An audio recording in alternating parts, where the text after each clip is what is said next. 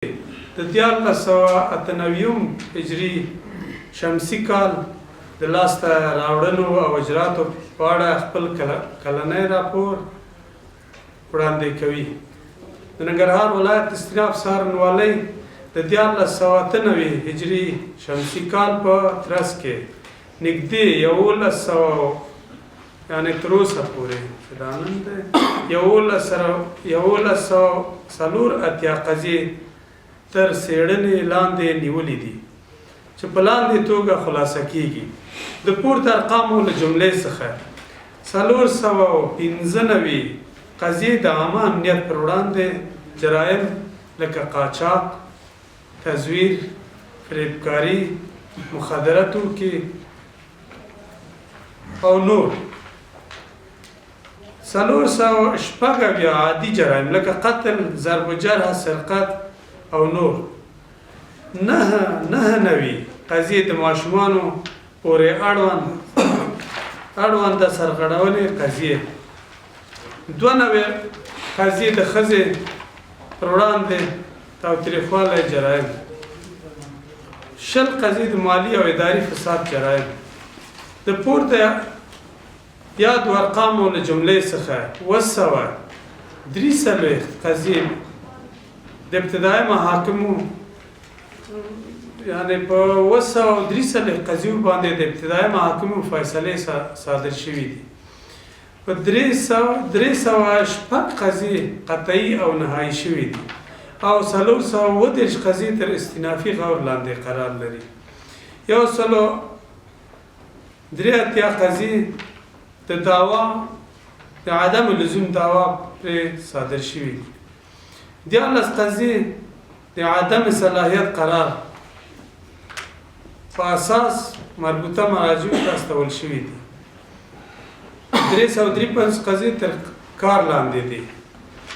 210 قضیې صرف د کشفي راپورونو د کشفي ارګانونو لخوا څارنوالۍ ته راستول شوي دي چې د مظنونو د نیولو لپاره قرارونه مربوطه مراجعو ته صادر شوي. د ننګرهار استیناف سره راوړنې اول 2,019,000 افغانۍ د نقدي جرایمو له درکه دولت خزانې ته تحویل شوي. 3 مختلف النوع ارادجات مصادره شوي دي.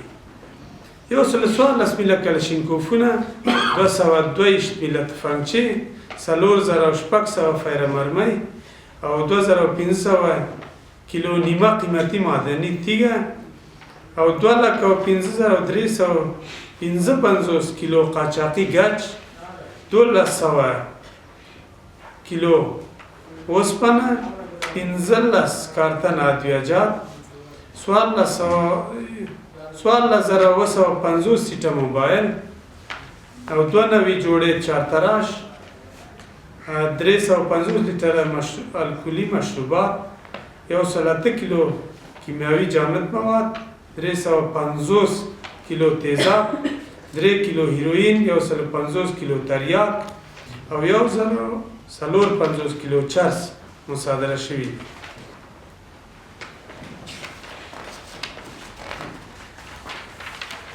د یادولو وړ ده چې د جزا کود انفاظ او همدارنګه د لوی څارنوالۍ د پالیسۍ او بالخصوص د جلالت مآب لوی څارنوال صاحب د هدایت په اساس د غیر ضروري توقیف څخه ډډه کیږي.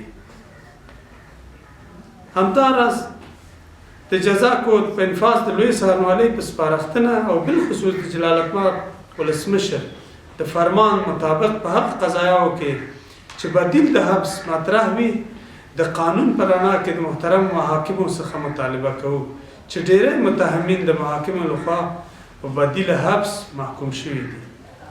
همدارنګه هغه جرایمو ته چې د حبس پر ځای نقدي جزا پیش بیني شوی د قانون په رڼا کې د محاکمو څخه د نقدي جزا غوښتنه کوو. له دې درکه په روان کال کې تر اوسه پورې مخکې مې ویلي چې 2,019,000 افغانۍ د دولت خزانې ته تحویل شوي. یاده دې وي چې د ننګرهار استیناف څارنوالۍ ریاست په ننګرهار کې د ټولنیز عدالت د پلي کولو په خاطر له اړوندو بنسټونو سره د هېواد د نافذه قوانینو مطابق په بشپړې همغږۍ سره اوږه په اوږه کار کوي. همدې موخې ته د رسېدو لپاره د ننګرهار استناد څارنوالۍ تل د عدلي او قضایي او امنیتي ارګانونو سره مشترکې هماهنګي ناستې لري. همدارنګه د محبوسینو او محجوزینو څخه له نږدې لیدنه او شکایتونو ته لازمه رسېدنه کړې. همدارنګه فرامینو او هدایات ته په وخت زمان سره د رسېدنې ترڅنګ له مراجعینو سره خپل مسلکي حسنه روابط ساتلې دي.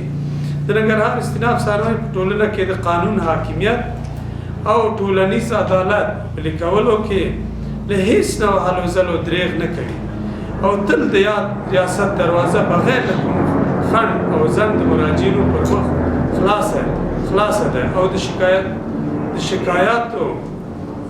شکایت په صورت کې لازم اجرات ترسره کیږي.